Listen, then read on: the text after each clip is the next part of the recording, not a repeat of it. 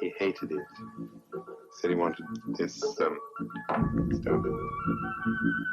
100 years ago, a new theory about human nature was put forward by Sigmund Freud. He had discovered, he said, primitive sexual and aggressive forces hidden deep inside the minds of all human beings. Forces which, if not controlled, led individuals and societies to chaos and destruction. This series is about how those in power have used Freud's theories to try and control the dangerous crowd in an age of mass democracy. At the heart of the story is not just Sigmund Freud, but other members of the Freud family.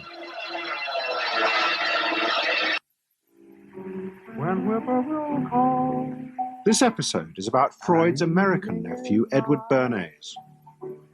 Bernays is almost completely unknown today, but his influence on the 20th century was nearly as great as his uncle's. Because Bernays was the first person to take Freud's ideas about human beings and use them to manipulate the masses.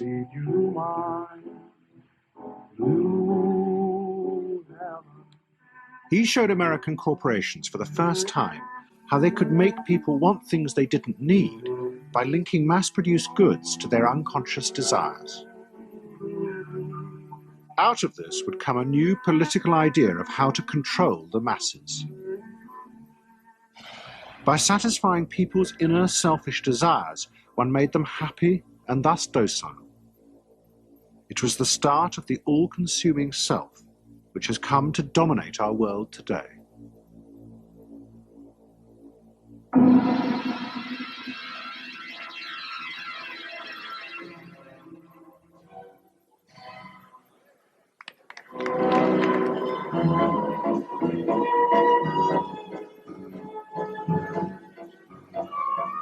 Freud's ideas about how the human mind works have now become an accepted part of society, as have psychoanalysts.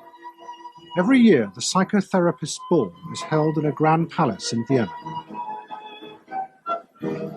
This is the psychotherapy ball. Psychotherapists come, some advanced patients come, or former patients come, and many other people, friends, but also people from the Viennese society who like to go to a nice, elegant, comfortable ball. But it was not always so.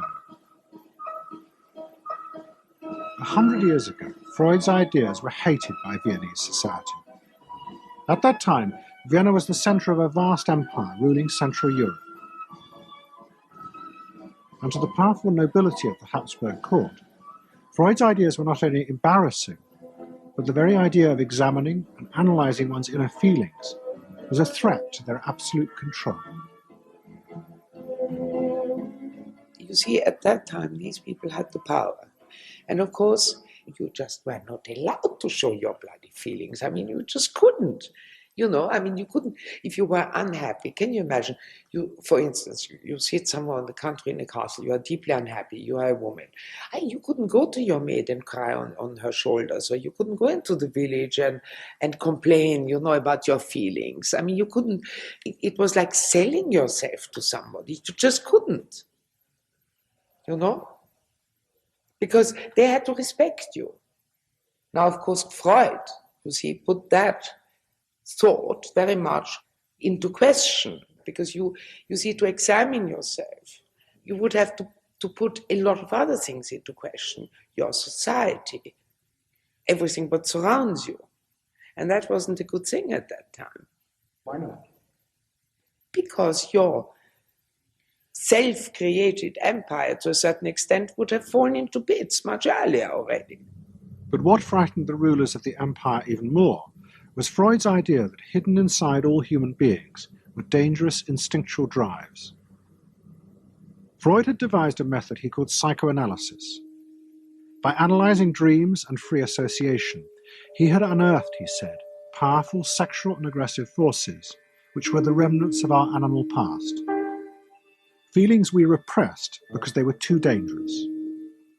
Freud devised a method for exploring hidden part of the mind, which we nowadays call the unconscious, which is a part that is totally unknown to our consciousness, that there exists a barrier in all our minds which prevents these hidden and unwelcome impulses of the unconscious from emerging. Good night.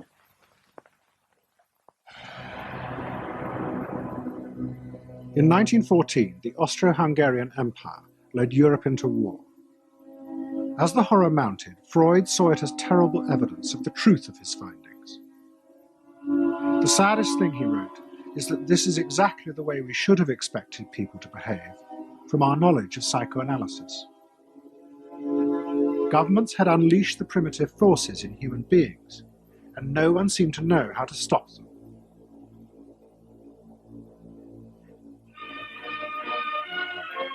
At that time, Freud's young nephew, Edward Bernays, was working as a press agent in America. His main client was the world-famous opera singer Caruso, who was touring the United States.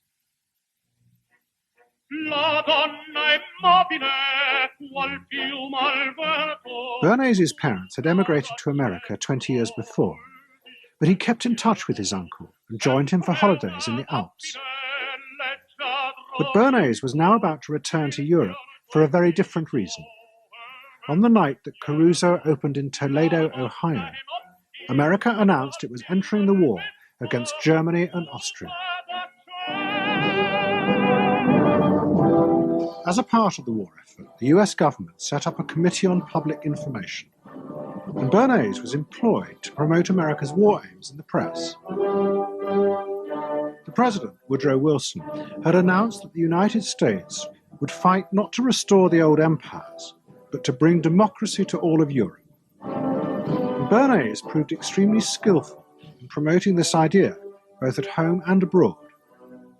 And at the end of the war, he was asked to accompany the president to the Paris Peace Conference. Then, to my surprise, they asked me to go over with Woodrow Wilson to the peace conference. And at the age of 26, I was in Paris for the entire time of the peace conference that was held in the suburb of Paris, and we worked to make the world safe for democracy. That was a big slogan. Wilson's reception in Paris astounded Bernays and the other American propagandists. Their propaganda had portrayed Wilson as a liberator of the people, a man who would create a new world in which the individual would be free. They had made him a hero of the masses. And as he watched the crowds surge around Wilson, Bernays began to wonder whether it would be possible to do the same type of mass persuasion, but in peacetime.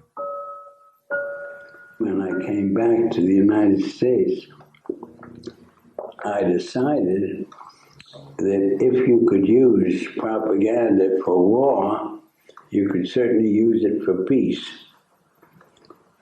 And propaganda got to be a bad word because of the Germans using it.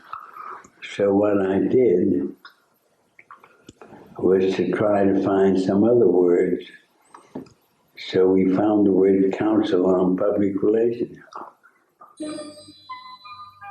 Bernays returned to New York and set up as a public relations counsel in a small office off Broadway.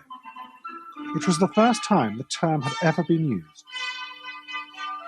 Since the end of the 19th century, America had become a mass industrial society, with millions clustered together in the cities. Bernays was determined to find a way to manage and alter the way these new crowds thought and felt. To do this, he turned to the writings of his uncle Sigmund. While in Paris, Bernays had sent his uncle a gift of some Havana cigars. In return, Freud had sent him a copy of his general introduction to psychoanalysis. Bernays read it, and the picture of hidden irrational forces inside human beings fascinated him. He wondered whether he might make money by manipulating the unconscious. what Eddie got from Freud was indeed this idea that there is a lot more going on in human decision making, not only among individuals, but even more importantly among groups, than this idea that information drives behavior. And so Eddie began to formulate this idea that you had to look at things that would play to people's irrational emotions. And you see, that moved Eddie immediately into a different category from other people in his field and most government officials and managers of the day who thought if you just hit people with all this factual information, they would look at that and say, oh, of course. And Eddie knew that was not the way the world worked. Bernays set out to experiment with the minds of the popular classes. His most dramatic experiment was to persuade women to smoke. At that time, there was a taboo against women smoking, and one of his early clients, George Hill, the president of the American Tobacco Corporation, asked Bernays to find a way of breaking it. He said, we're losing half of our market because men have invoked a taboo against women smoking in public. Can you do anything about that? I said, let me think about it. And then I said, have I your permission to see a psychoanalyst to find out what cigarettes mean to women? He said, what'll it cost? So I called up Dr. Brill, A.A. Brill, who was a leading psychoanalyst in New York at that time. How come you didn't call your uncle? Why didn't you call your uncle? Because he was in Vienna. A.A. Brill was one of the first psychoanalysts in America, and for a large fee he told Bernays that cigarettes were a symbol of the penis and of male sexual power. He told Bernays that if he could find a way to connect cigarettes with the idea of challenging male power, then women would smoke, because then they would have their own penises.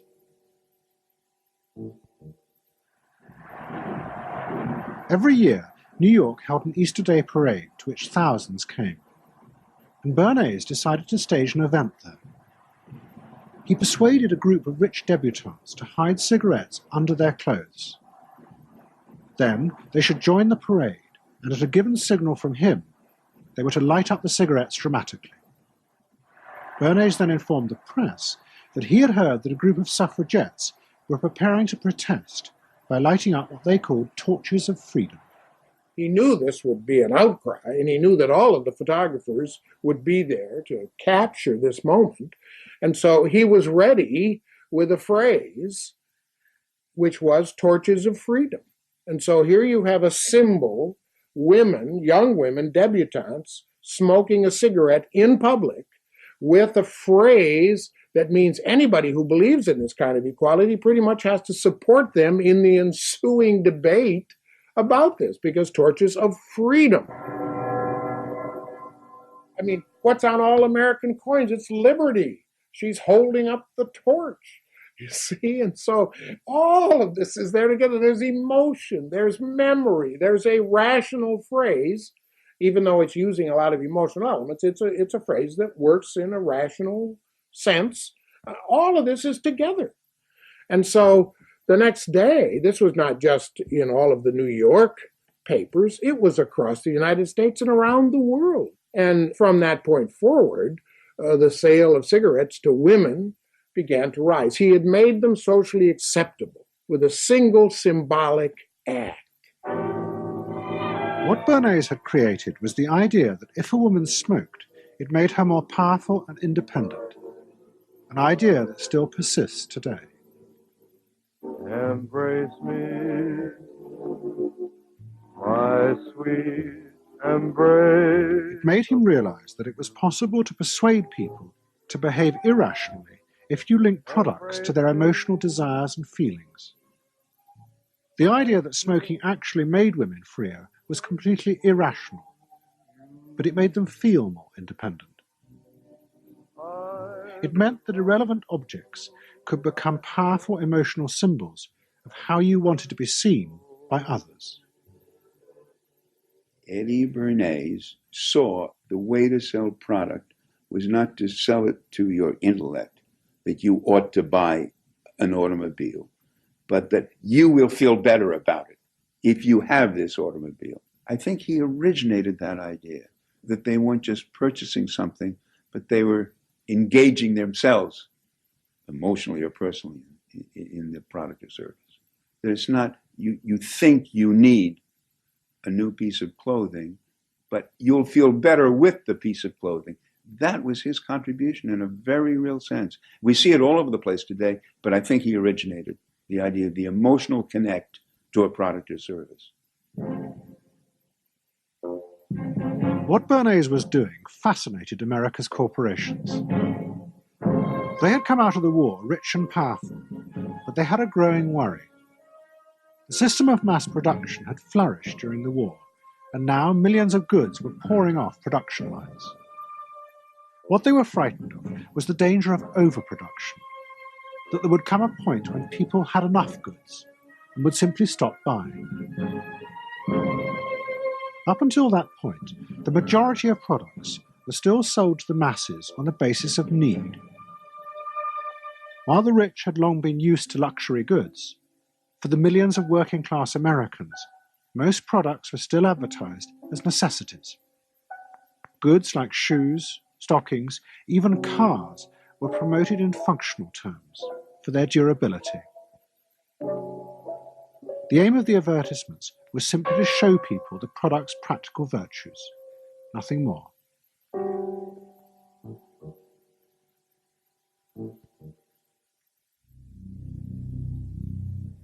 What the corporations realized they had to do was transform the way the majority of Americans thought about products. One leading Wall Street banker, Paul Mazur of Lehman Brothers, was clear about what was necessary. We must shift America, he wrote, from a needs to a desires culture. People must be trained to desire, to want new things even before the old have been entirely consumed. We must shape a new mentality in America. Man's desires must overshadow his needs. Prior to that time, there was no American consumer. There was the American worker, and there was the American owner, and they manufactured and they saved and they ate what they had to, and the people shopped for what they needed. And while the very rich may have bought things they didn't need, most people did not. And Mazur envisioned a break with that, where you would have things that you didn't actually need, but you wanted, as opposed to needed. And the man who would be at the center of changing that mentality for the corporations was Edward Bernays. Bernays really is the guy within the United States, more than anybody else, who sort of brings to the table psychological theory as something that is an essential part of how, from the corporate side, of how we are going to appeal to the masses effectively, and the whole sort of merchandising establishment and sales establishment is ready for Sigmund Freud. I mean, they are ready for understanding what motivates the human mind. And so that there's this real openness to Bernays' techniques being used to sell products to the masses. Beginning in the early 20s, the New York banks funded the creation of chains of department stores across America. They were to be the outlets for the mass-produced goods, and Bernays' job was to produce the new type of customer. Bernays began to create many of the techniques of mass consumer persuasion that we now live with. He was employed by William Randolph Hearst to promote his new women's magazines, and Bernays glamorized them by placing articles and advertisements that linked products made by others of his clients to famous film stars like Clara Bow, who was also his client. Bernays also began the practice of product placement in the movies, and he dressed the stars at the film's premieres with clothes and jewellery from other firms he represented. He was, he claimed, the first person to tell car companies they could sell cars as symbols of male sexuality. He employed psychologists to issue reports that said products were good for you, and then pretended they were independent studies. He organised fashion shows in department stores, and paid celebrities to repeat the new and essential message. You bought things not just for need, but to express your inner sense of yourself to others. There's a psychology of dress. Have you ever thought about it? How it can express your character? You all have interesting characters, but some of them are all hidden. I wonder why you all want to dress always the same, with the same hats and the same coats. I'm sure all of you are interesting and have wonderful things about you, but looking at you in the street, you all look so much the same. And that's why I'm talking to you about the psychology of dress. Try and express yourselves better in your dress. Bring out certain things that you think are hidden. I wonder if you've thought of this angle of your personality. I'd like to ask you some questions.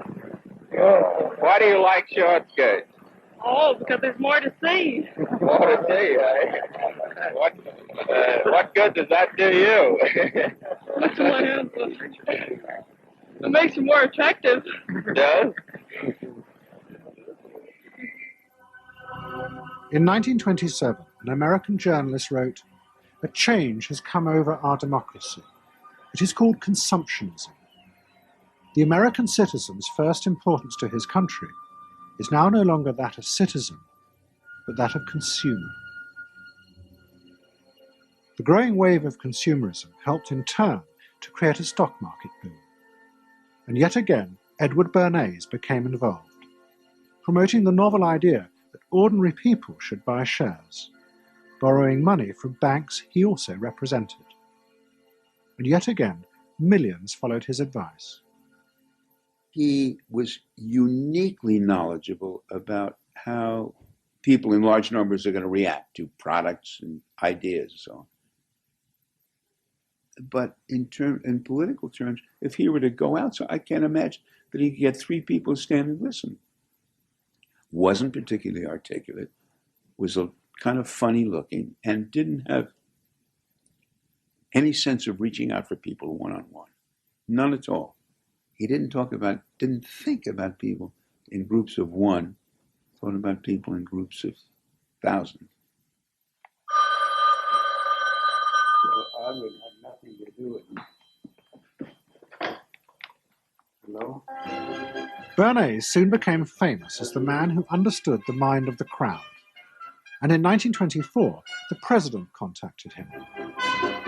President Coolidge was a quiet, taciturn man and had become a national joke. The press portrayed him as a dull, humorless figure. Bernays' solution was to do exactly the same as he had done with products. He persuaded 34 famous film stars to visit the White House.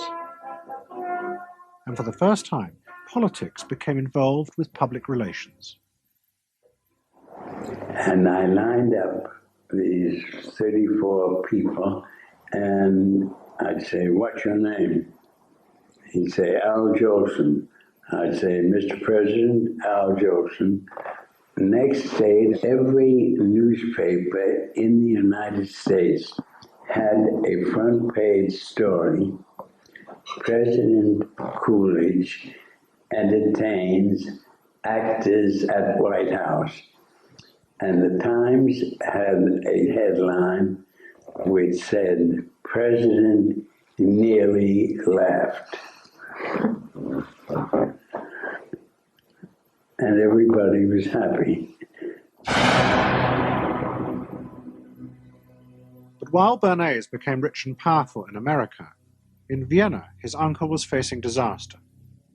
Like much of Europe, Vienna was suffering an economic crisis and massive inflation, which wiped out all of Freud's savings. Facing bankruptcy, he wrote to his nephew for help. Bernays responded by arranging for Freud's works to be published for the first time in America, and began to send his uncle precious dollars, which Freud kept secretly in a foreign bank account. He was Freud's agent, if you will, to get his books published. Well, of course, once the books were being published, Eddie couldn't help himself but promote these books, see that everybody read them. make them controversial. Emphasize the fact that, do you know what Freud says about sex and what he says cigarettes are a symbol of and so on and so forth? How do you suppose all those stories got out?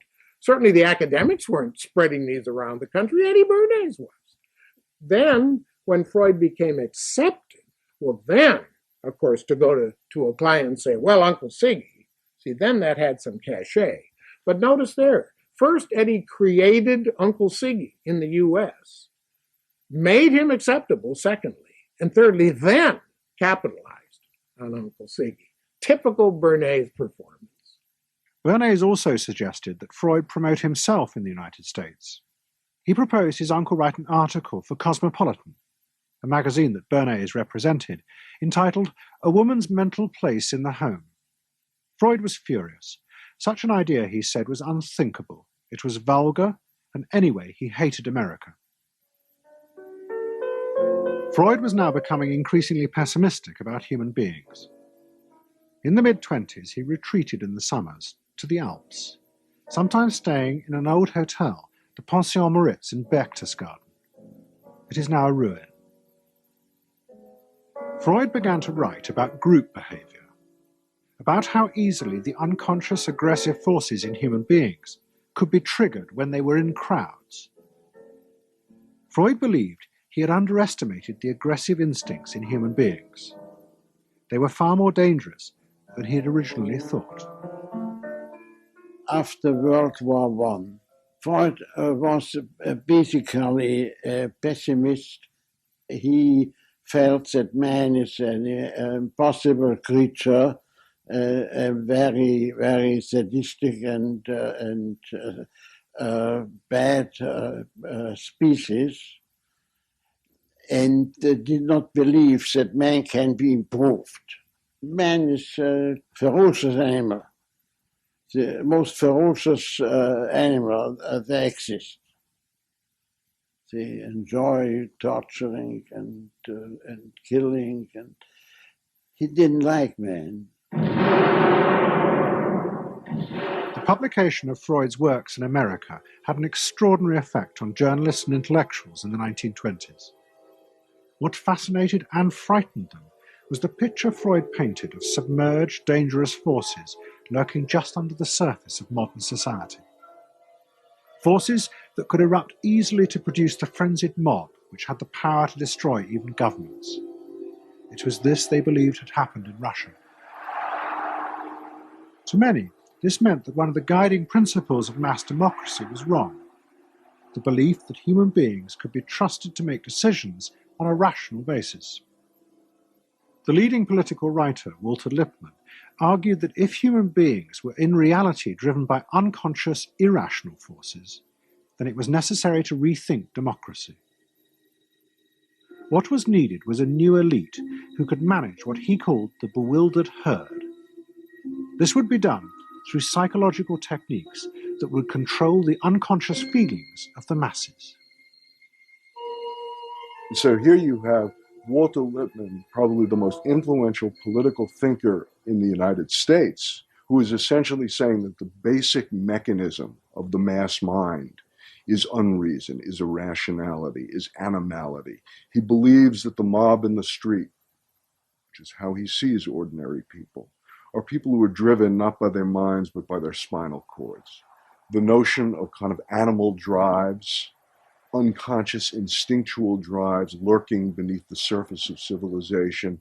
And so they started looking towards psychological science as a way of understanding the mechanisms by which the popular mind works, specifically with the goal of figuring out how to understand how to apply those mechanisms to strategies for social control. Edward Bernays was fascinated by Lippmann's arguments, and also saw a way to promote himself by using them. In the 1920s, he began to write a series of books which argued that he had developed the very techniques Lippmann was calling for. By stimulating people's inner desires and then sating them with consumer products, he was creating a new way to manage the irrational force of the masses. He called it the engineering of consent. Democracy, to my father, was a wonderful concept, but I don't think he felt that all those publics out there had reliable judgment, and not that they very easily might vote for the wrong man or want the wrong thing, so that they had to be guided from above. It's enlightened despotism in a sense. You appeal to their desires and their unrecognized longings, that sort of thing. That you can tap into their deepest desires or their deepest fears and use that to your own purposes. And then, in 1928, a president came to power who agreed with Bernays. President Hoover was the first politician to articulate the idea that consumerism had become the central motor of American life. After his election, he told a group of advertisers and public relations men, "You have taken over the job of creating desire and have transformed people into constantly moving happiness machines. Machines which have become the key to economic progress."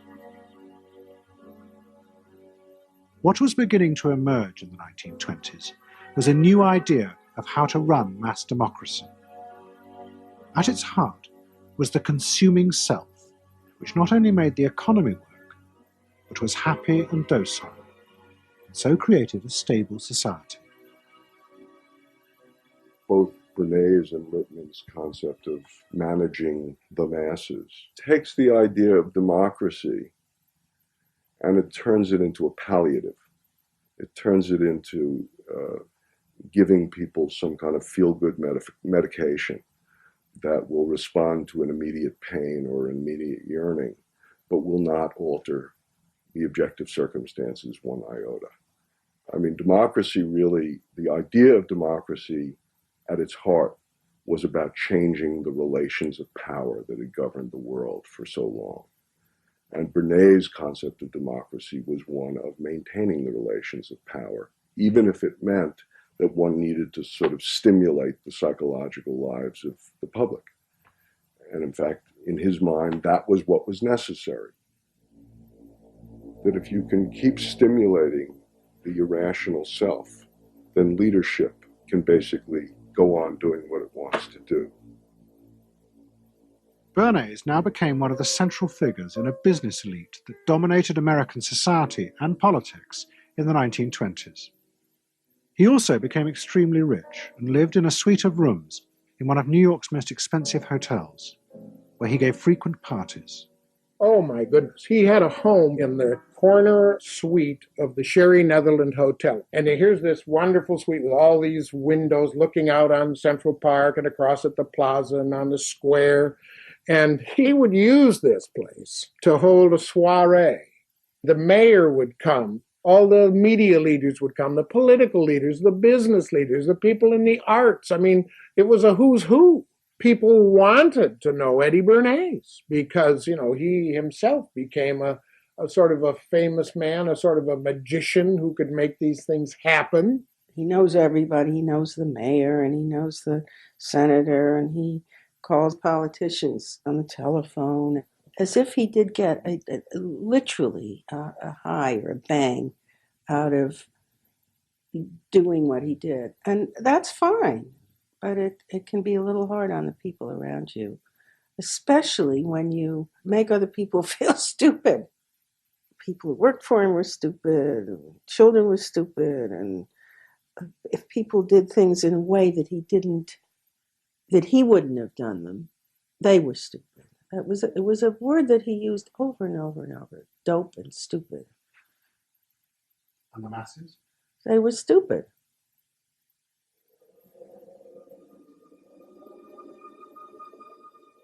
But Bernays' power was about to be destroyed dramatically, and by a type of human irrationality he could do nothing to control.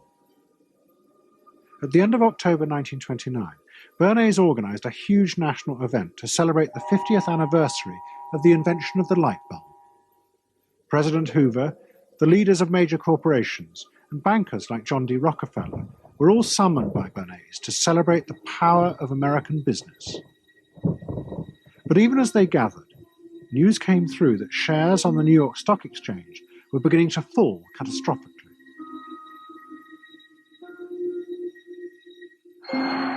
Throughout the 1920s, speculators had borrowed billions of dollars.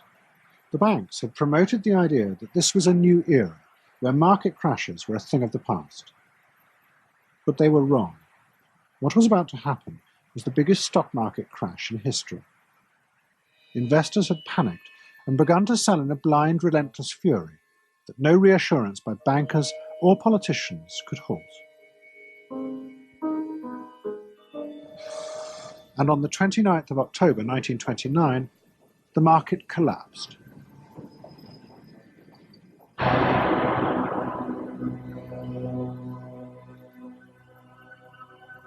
The effect of the crash on the American economy was disastrous. Faced with recession and unemployment, millions of American workers stopped buying goods they didn't need. The consumer boom that Bernays had done so much to engineer disappeared, and he and the profession of public relations fell from favour. Bernays' brief moment of power seemed to be over.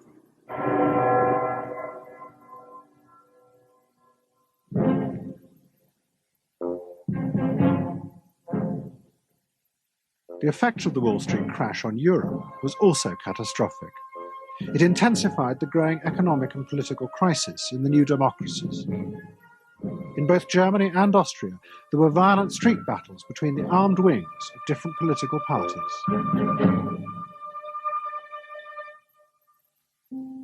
Against this backdrop, Freud, who was suffering from cancer of the jaw, retreated yet again to the Alps.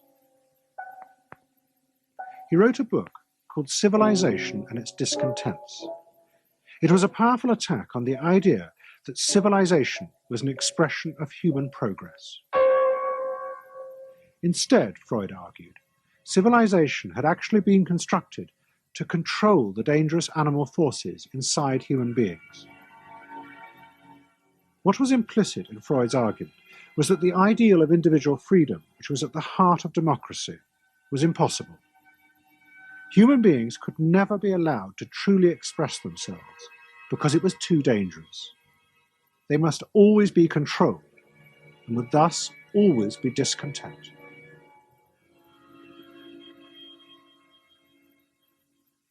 Man doesn't want to be civilized, and he is civilization brings discontent, but it's necessary to survive. Otherwise, he couldn't survive.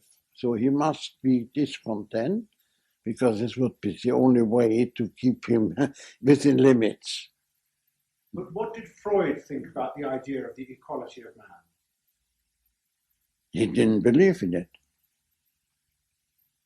We had 32 parties, and Hitler said, before those parties don't vanish, there is no Germany. That's true.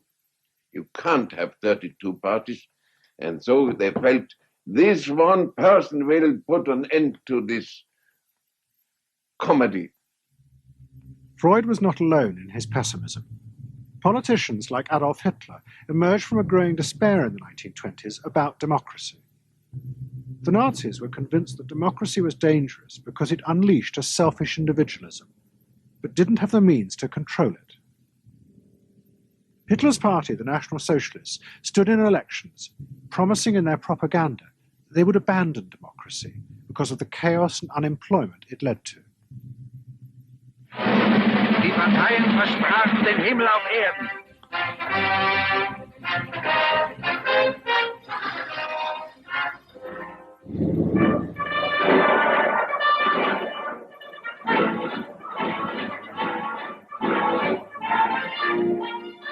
In March 1933, the National Socialists were elected to power in Germany, and they set out to create a society that would control human beings in a different way. One of their first acts was to take control of business. The planning of production would in future be done by the state. The free market was too unstable, as the crash in America had proved. Workers' leisure time was also planned by the state through a new organization called Strength Through Joy.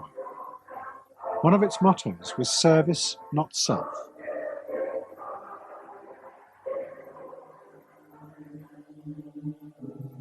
But the Nazis did not see this as a return to an old form of autocratic control. It was a new alternative to democracy, in which the feelings and the desires of the masses would still be central, but they would be channeled in such a way as to bind the nation together. The chief exponent of this was Joseph Goebbels, the Minister of Propaganda. Es mag gut sein, Macht zu besitzen, die auf Gewehren ruht. Besser aber und beglückender ist es, das Herz eines Volkes zu gewinnen und es auch zu behalten. Goebbels organised huge rallies, whose function, he said, was to forge the mind of the nation into a unity of thinking, feeling, and desire. One of his inspirations, he told an American journalist, was the writings of Freud's nephew, Edward Bernays. In his work on crowd psychology, Freud had described how the frightening irrationality inside human beings could emerge in such groups. The deep, what he called libidinal forces of desire, are given up to the leader, while the aggressive instincts are unleashed on those outside the group. Freud wrote this as a warning, but the Nazis were deliberately encouraging these forces because they believed they could master and control them. Well, Freud was saying that masses are bound by libidinal forces.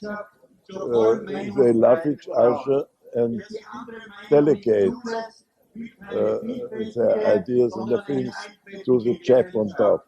What are libidinal forces? What are libidinal forces? Well, forces of love. Not hate. No, hate is delegated to the others outside.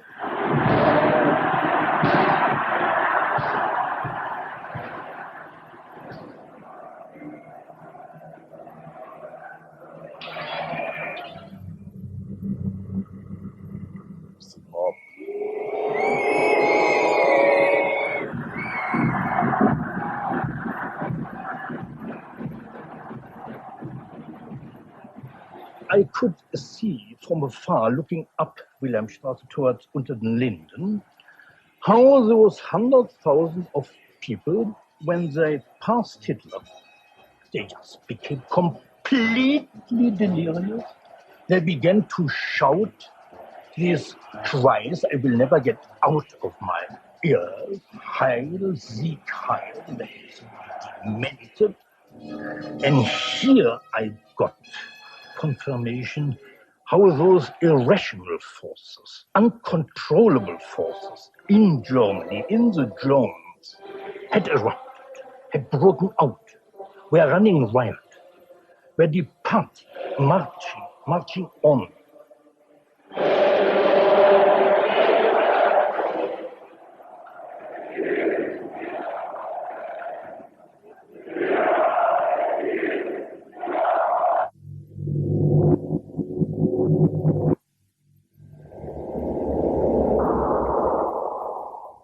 And in America too, democracy was under threat from the force of the angry mob.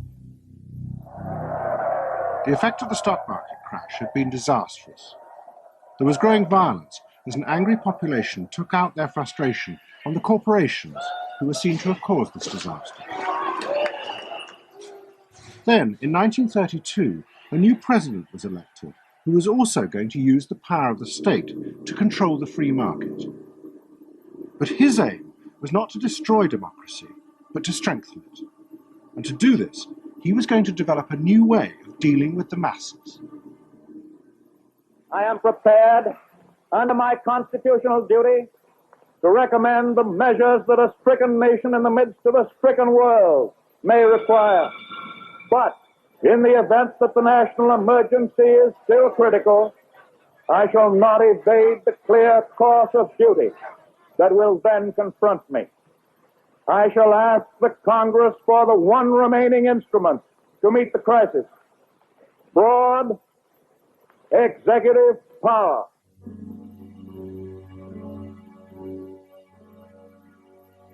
It was the start of what would become known as the New Deal.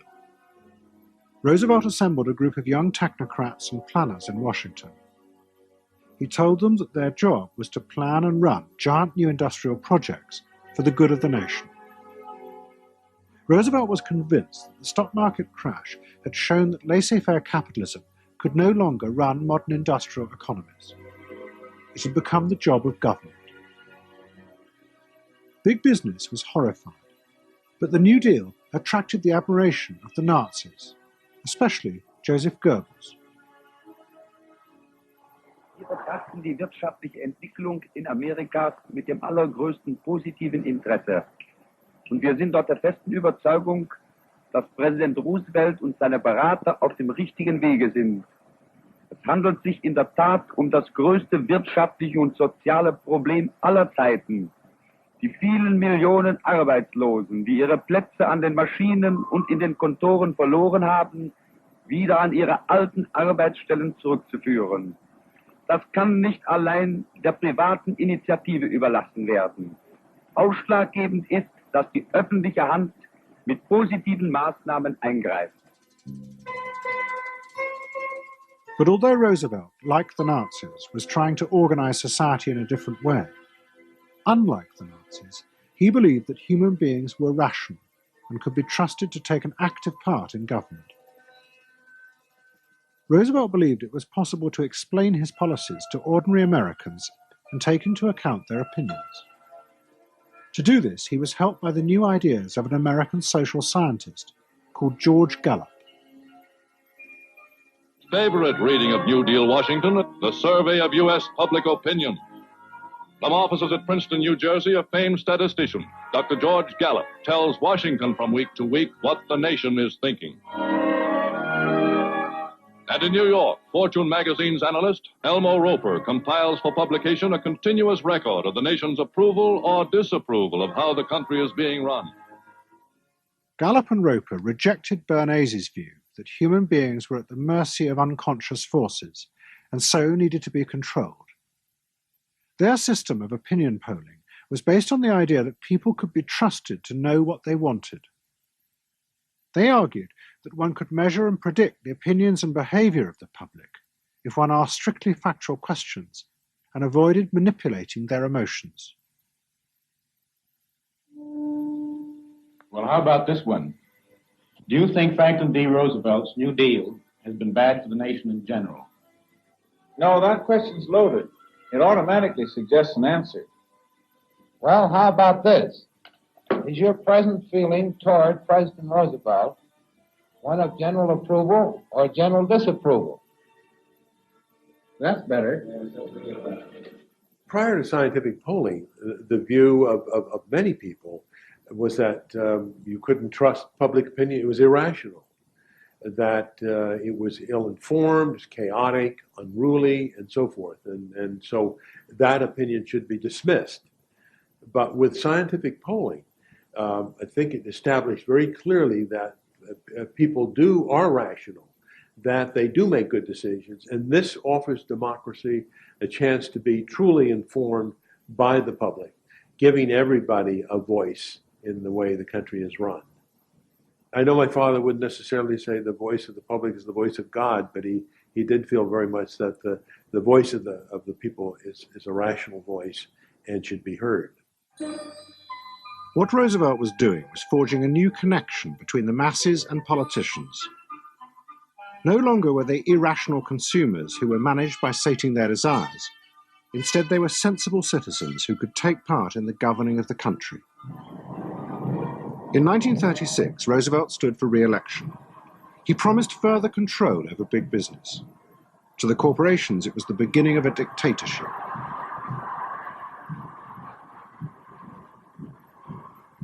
Roosevelt interferes with private enterprise and is running the country into debt for generations to come.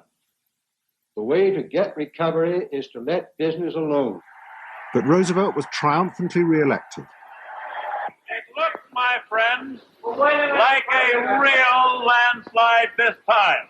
So please let me thank you again and tell you that I hope to see you all very soon and bid you an affectionate good night. Faced with this, business now decided to fight back, to regain power in America. At the heart of the battle would be Edward Bernays and the profession he had invented, public relations. Following that election, business people start to get together and start to carry on discussions, primarily in private, and they start talking to each other about the need to sort of carry on ideological warfare against the New Deal and to sort of reassert the sort of connectedness between the idea of democracy on the one hand and the idea of privately owned business on the other. And so, under the umbrella of an organization which still exists, which is called the National Association of Manufacturers, and whose membership included all of the major corporations of the United States, a campaign is launched explicitly designed to create emotional attachments between the public and big business. It's Bernays' techniques being used on a grand scale. I mean, totally.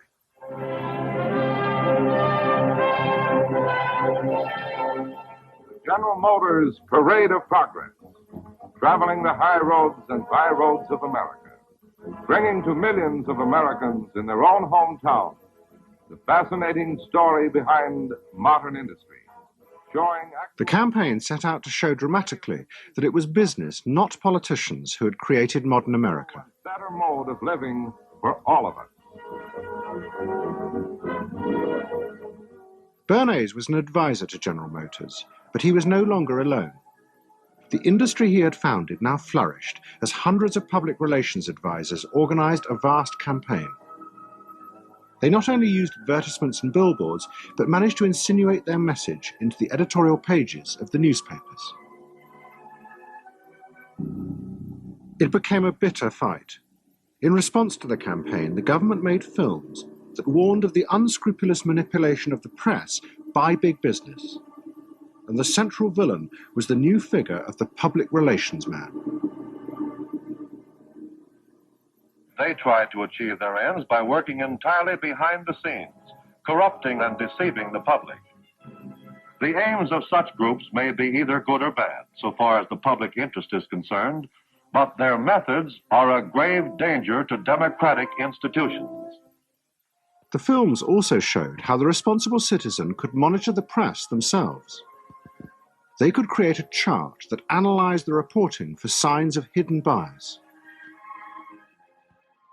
But such earnest instruction was to be no match for the powerful imagination of Edward Bernays. He was about to help create a vision of the utopia that free market capitalism would build in America if it was unleashed.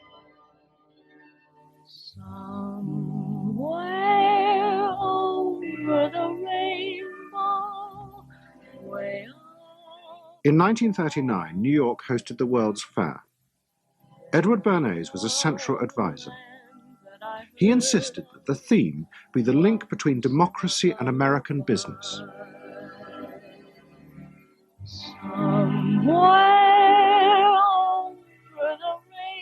At the heart of the fair was a giant white dome that Bernays named Democracy. And the central exhibit was a vast working model of America's future, constructed by the General Motors Corporation. To my father, the World's Fair was an opportunity to keep the status quo, that is, capitalism, in a democracy. Democracy and capitalism, that marriage, right, linking, just like that. He did that by manipulating people and getting them to think that you couldn't have real democracy in anything but a capitalist society, which was capable of doing anything, of creating these wonderful highways, of making, moving pictures inside everybody's house, of telephones that didn't need cords, of sleek roadsters. I mean, it was it was consumerist, but at the same time, you inferred that in a funny way, democracy and capitalism went together. The World's Fair was an extraordinary success and captured America's imagination. The vision it portrayed was of a new form of democracy, in which business responded to people's innermost desires in a way politicians could never do. But it was a form of democracy that depended on treating people not as active citizens, as Roosevelt did, but as passive consumers. Because this, Bernays believed, was the key to control in a mass democracy. It's not that the people are in charge, but that the people's desires are in charge. The people are not in charge. The people exercise no decision-making power within this environment. So democracy is reduced from something which assumes an active citizenry to the idea of the public as passive consumers. Driven primarily by instinctual or unconscious desires, and that if you can in fact trigger those needs and desires, you can get what you want from them. But this struggle between the two views of human beings as to whether they were rational or irrational was about to be dramatically affected by events in Europe. Events that would also change the fortunes of the Freud family. In March 1938, the Nazis annexed Austria. It was called the Anschluss. Hitler arrived in Vienna to an extraordinary outpouring of mass adulation. But even as he drove through the city, behind the scenes, the Nazis were systematically whipping up and unleashing the hatred of the crowd against the enemies of the new Greater Germany. The Anschluss was a kind of explosion of terrible hatred against the enemies, so-called enemies, or whatever they considered enemies, against the Jews totally, and also against a lot of very distant Austrians who had opposed the Nazis in Austria. They said it's legitimate, now you can do what you want, so they did it. Stealing, robbing, and killing, I can't say it otherwise. And human depravity, of course, is always very near to normal behavior. It can change very quickly.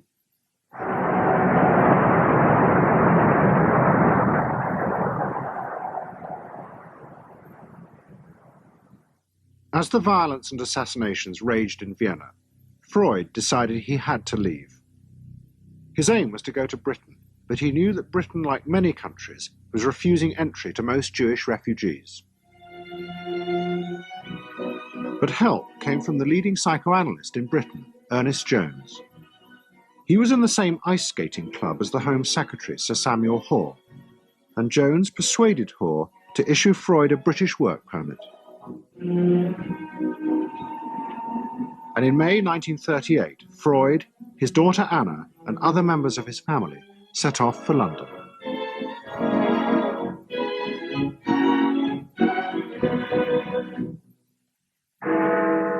Freud arrived in London as Britain was preparing for war, and he settled with his daughter Anna in a house in Hampstead.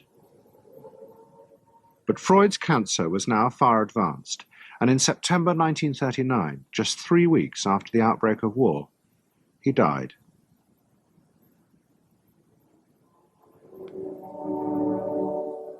The Second World War would utterly transform the way governments saw democracy and the people they governed. Next week's programme will show how the American government, as a result of the war, became convinced there were savage, dangerous forces hidden inside all human beings, forces that needed to be controlled. The terrible evidence from the death camps seemed to show what happened when these forces were unleashed. And politicians and planners in post-war America would come to believe that hidden under the surface of their own population were the same dangerous forces. And they would turn to the Freud family to help control this enemy within.